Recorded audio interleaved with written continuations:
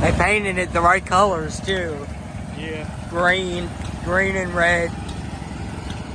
I'm selling your 110. Yeah. I'm selling that to get another one. Oh, okay. Yeah, there's no seat on it. Well, it's going to cost me $500 to get a seat and a bracket. So, yeah, that's why. And then get the regular motor on it because they got the wrong motor in it.